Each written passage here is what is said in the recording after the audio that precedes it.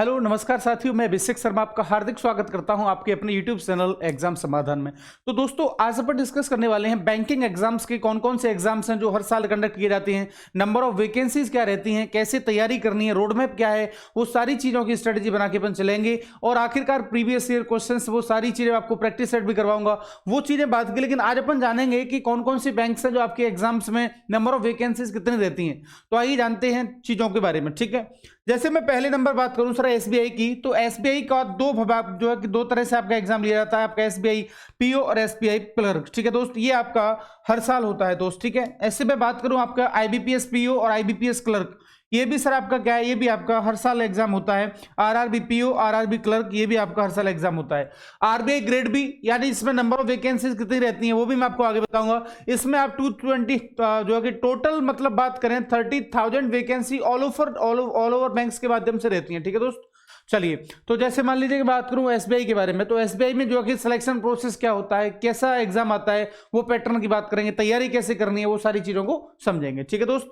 चलिए, RBI grade B, RBI assistant, आगे चलते हैं सर, आगे की बात करेंगे। जैसे मान लीजिए कि अपकमिंग वैकेंसीज किस किस डिपार्टमेंट में है, बैंकिंग के मतलब कौन कौन से बैंक हैं जिनमें आपकी अपकमिंग 2024 में एग्जाम है, कब आपकी जो है कि अच्छा 30,000 वैकेंसी एक साथ निकलती हैं या अलग अलग निकलती हैं, क्या साल में हर साल वैकेंसी जाती हैं, क्या साल में कितनी बार फॉर्म भरे जाते हैं, कब भरे जाते हैं, वो सारी चीजों को मैं बताऊंगा आपको।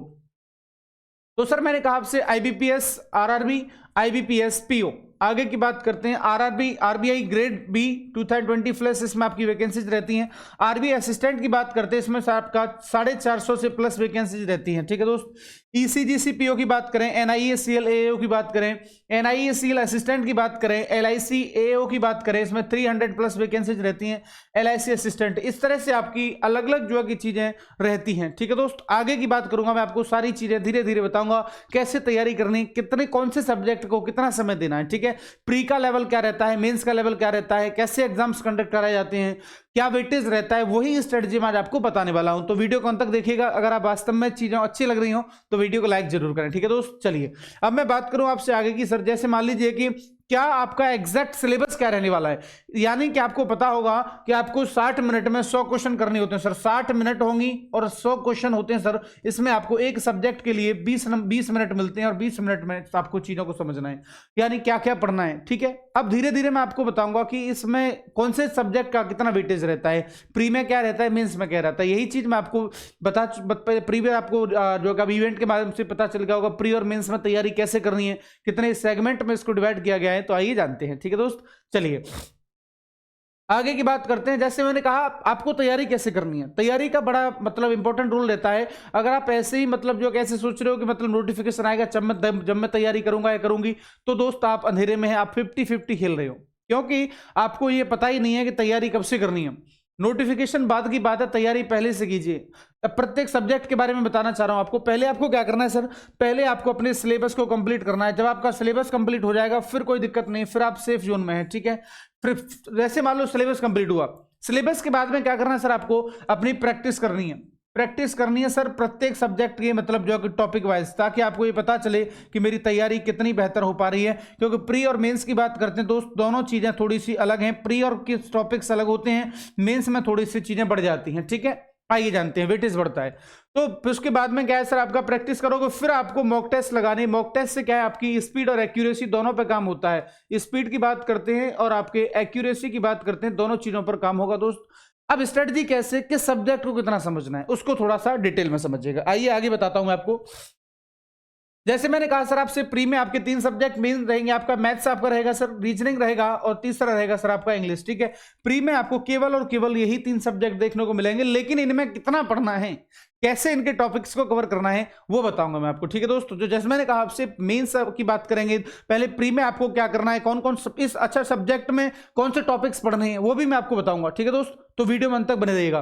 तो जैसे मैंने कहा आपसे मेंस की बात करते हैं, मेंस में आपका मैथ्स भी रहेगा सर, रीजनिंग भी रहेगा, इंग्लिश का रहेगा, ये तो सेम रहेंगे ही, लेकिन 2 चीजें बढ़ जाती है सर, जनरल अवेयरनेस और आपका कंप्यूटर, ठीक है दोस्त। पूरा प्रोसेस बताऊंगा कि आपके सिलेक्शन तक का, समझ रहे हो दोस्त, सिलेक्शन तक का प्रोसेस क्या रहता है, कैसे चीजों की तैयारी करनी है, प्रत्येक चीजों को मैं मैं डिटेल में डिस्कस करूंगा, तो वीडियो को अंत तक देखिएगा। आइए जानते हैं। तो मैंने कहा सर आपसे मेंस की बात करेंगे तो 2 सब्जेक्ट बढ़ जाएंगे आपका, एक तो आपका जनरल अवेयरनेस, दूसरा आपका कंप्यूटर, ये 2 चीजें आपको बढ़ जाएंगी। ठीक है दोस्त, आगे की बात करते हैं चीजों के बारे में, किस तरह से आपके एग्जाम का वेटेज रहता है। अब आपको धीरे धीरे चीजों को समझना पड़ेगा कि सब्जेक्ट को कितना समय देना है, कौन से टॉपिक्स पहले कवर करने हैं। ठीक है दोस्त, चलिए, तो जैसे मैंने कहा सर आपसे अल्फा न्यूमेरिक सीरीज, देखिए कोडिंग डिकोडिंग ये आपका किसका है सर, रीजनिंग का सिलेबस है, कैसे कवर करना है प्रीलिम्स का। पहले प्री की बात करेंगे, फिर मेंस की बात करेंगे। ठीक है दोस्त, इनइक्वालिटीज की बात करेंगे, सिलोगिज्म की बात करेंगे, ब्लड रिलेशन की बात करेंगे, डायरेक्शन एंड डिस्टेंस की बात करेंगे। यानी कि ये सारे आपके कहां पर कवर करने हैं, आपको 1 से लेकर 6 तक आपको प्री के लिए सर आपको ये प्रिपेयर करने हैं। यहां पर सर आपको 6 आपको ये टॉपिक्स हैं, ये आपको प्री के लिए क्लियर करने हैं। ठीक है, आगे की बात करते हैं। पजल है सर, सिटिंग अरेंजमेंट है, रैंकिंग है, अल्फाबेट है, ये सारी चीजें आपको कहां पर मिलेंगी, ये आपको कम वेटेज रहता है इनका, प्री में कम वेटेज रहता है। आगे की बात करते हैं सर मेंस में क्या हो जाता है, देखिए अब इनका वेटेज यहां पर थोड़ा सा बढ़ जाएगा। ठीक है, जैसे मैंने कहा सर आपसे alpha numeric series, coding decoding, inequalities, syllogism की बात करेंगे, ब्लड रिलेशन की बात करेंगे, डायरेक्शन डिस्टेंस की बात करेंगे। यहां पर आपका मेंस में ये वेटेज बढ़ता है सर आपका puzzle, sitting arrangement, ranking, alphabet, data sufficiency, जहां पर आपको जो है चीजों के बारे में पता नहीं, डेटा जहां पर इनसफिशिएंट है वहां पर आपको सफिशिएंट करना है। ठीक है दोस्त, मशीन इनपुट और लॉजिकल रीजनिंग, ये सारी चीजें आपकी ये आपको देखने को मिलेंगी सर। आपको ये कहां पर मिलेंगी, ये सर आपको मेंस में देखने को मिलेंगी। टॉपिक्स को कैसे कवर करना है, यानी कि पहले आप इसको टोटल पहले आप इसका सिलेबस कंप्लीट करें, उसके बाद में प्रैक्टिस करें, फिर जाके ऑल ओवर मॉक लगाएं, क्योंकि मॉक से सर आपकी स्पीड बनती है। ठीक है, क्योंकि आपकी देखो पहली बार में गलत हो जाए कोई दिक्कत नहीं है, एग्जाम से पहले गलतियों में कोई दिक्कत नहीं है, लेकिन आप लगे रहिएगा और मैं धीरे धीरे आपको बताऊंगा किस चीजों को कैसे समझना है। ठीक है, यानी कि ये 6 टॉपिक्स आपके प्री में रहेंगे, ज्यादा वेटेज रहता है इनका, फिर यहां से चीजें हट जाती हैं।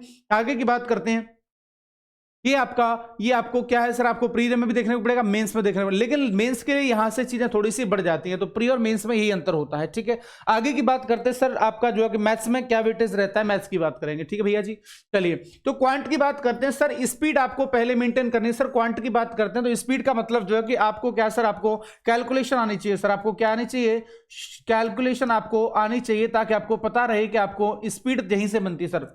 अब आप मल्टीप्लाई बात करते हैं, सब्सट्रैक्शन है ना, तो ये सारी चीजें कैसे सीखोगे आप, आपको ये चीजें बिल्कुल उंगलियों पर आनी चाहिए, क्योंकि स्पीड दोस्त तभी बनेगी। कैलकुलेशन बैट आप देखो 8 दिन खुद को दीजिए, आपने ये फिक्स कर लिया कि 8 दिन में मेरे को आपको कैलकुलेशन ही सीखने है, तो उस पर बैठ के काम कीजिए, कवर कीजिए उस टॉपिक को, वो कवर हो जाएगा, वहां से आपका बेसिक बनता है सर। जब तक बेसिक क्लियर नहीं होगा फिर आप धीरे धीरे एक्यूरेसी आ जाएगी, लेकिन स्पीड नहीं आएगी, समझ रहे हो। तो बेसिक्स आपके क्लियर होंगे तो धीरे धीरे चीजें समझ में आती रहेंगी।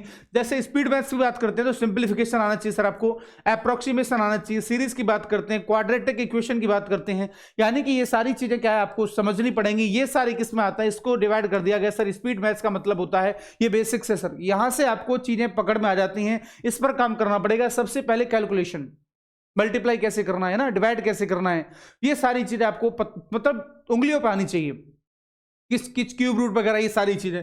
जैसे मैं बात करूं आपसे अरिथमेटिक का वेटेज क्या रहता है, कौन कौन से टॉपिक्स आते हैं sir, ratio and proportion, percentage आ जाएगा, प्रॉफिट एंड लॉस आ जाएगा, SI and CI, average, simple interest and compound interest, age की बात करते हैं, mixture and alligation, time and work, ये आपके टॉपिक्स हो जाते हैं सर। ठीक है, इन पे आपको काम करना पड़ेगा, तब बाकी चीजें आपकी क्लियर हो पाएंगी। ठीक है दोस्तों, यानी कि ये सारी चीजें आपको समझनी पड़ेंगी, ये आपकी स्पीड को एक्यूरेट करती हैं, यानी स्पीड का होना बहुत जरूरी है दोस्तों।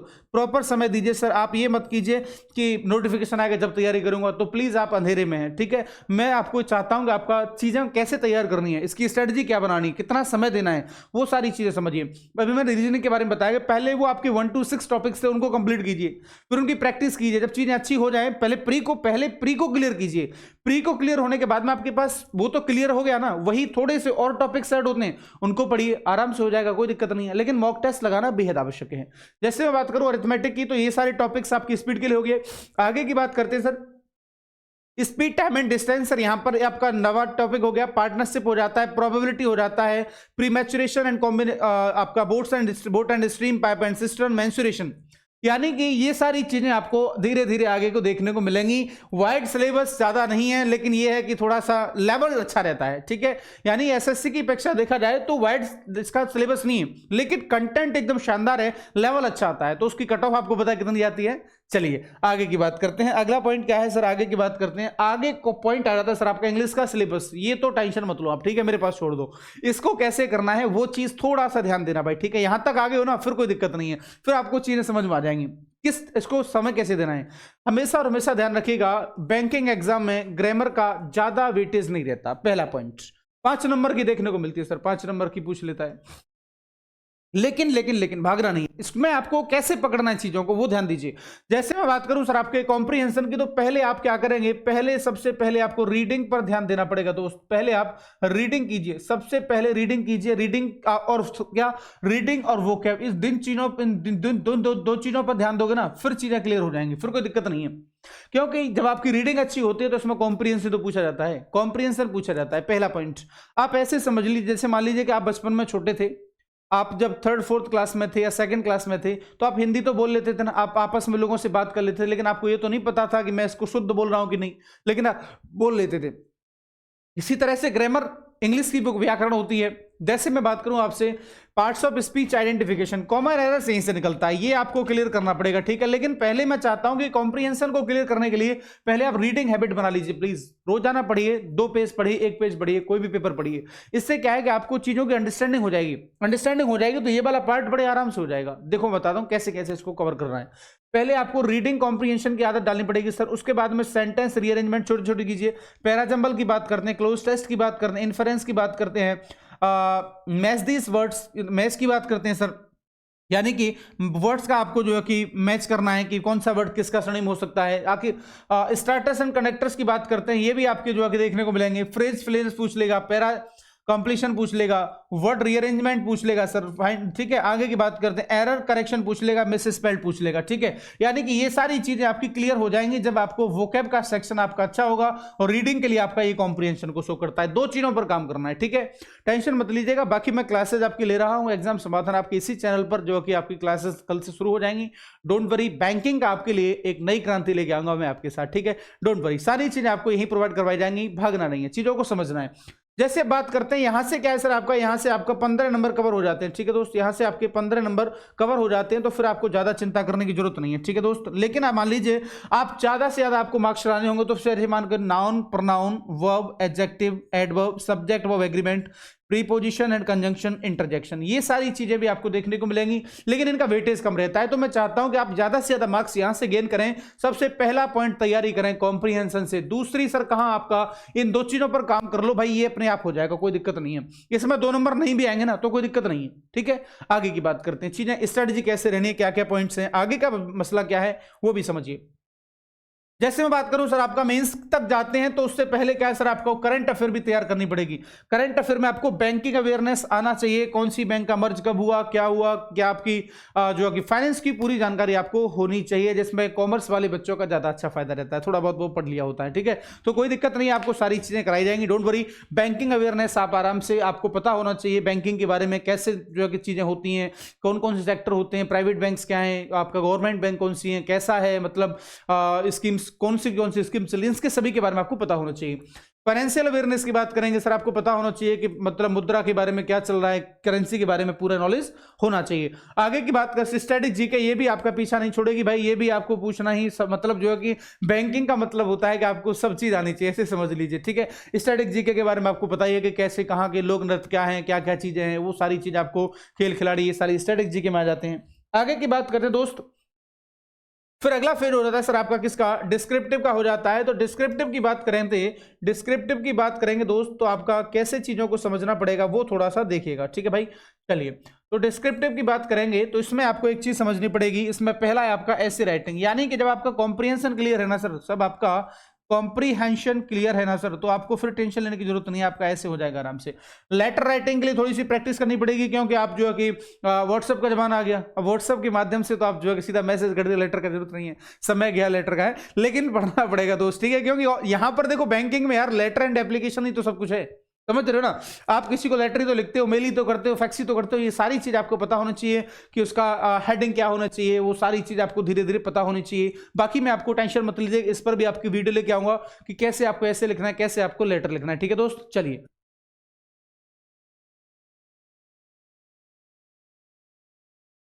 चलो, लेटर एंड ऐसे की बात करते हैं, तो कैसे आपको इन चीजों को बेहतर और मजबूत बनाना है। जैसे स्किल एंड टेक्निकल नॉलेज, यानी कि आपका थोड़ी सी आपको स्किल्स भी आपके अंदर होनी चाहिए। ये सारी चीजें आपको टेक्निकल नॉलेज के बारे में पता होना चाहिए कि कैसे चीजें होती हैं, क्या टेक्निकल चीजें हैं, और इन सारी चीजों को आपको मैं बताता रहूंगा। ठीक है दोस्त, टेंशन मत लीजिएगा। जैसे मैं बात करूं आपसे, यहां तक का सफर एकदम शानदार रहा होगा। अब आपको पता होना चाहिए कि अपन को तैयारी कैसे करनी है, तो वो सारी चीजें मैं आपको बता दूं। ठीक है, देखिए, यानी कि पहले आपका प्री की तैयारी करें। दोबारा से एक बार रिकैप कर लेते हैं सर। पहले आप तैयारी करें प्री की, मैथ्स में आपका स्पीड से संबंधित, रीजनिंग आपका, इंग्लिश, ये सारी चीजों पर ध्यान दीजिएगा। फिर इसके बाद में आपके दो सब्जेक्ट बढ़ेंगे, जनरल अवेयरनेस और कंप्यूटर। ही बात की बात है, पहले प्री पर फोकस कीजिए। ठीक है, मैंने बताया सर आपको प्रीलिम्स में आपको ये 1 से लेकर 6 तक इन चीजों को समझना है। फिर उसके बाद में इनका वेटेज आगे बढ़ेगा, यानी कि 7 to 9 तक। फिर यहां से चीजें थोड़ी सी इसका थोड़ा सा भाग इसमें जुड़ा, जो कि आपने तैयारी यहां पर बेहतर की थी, बस आपको एनहांस करना है यहां पर समझ के।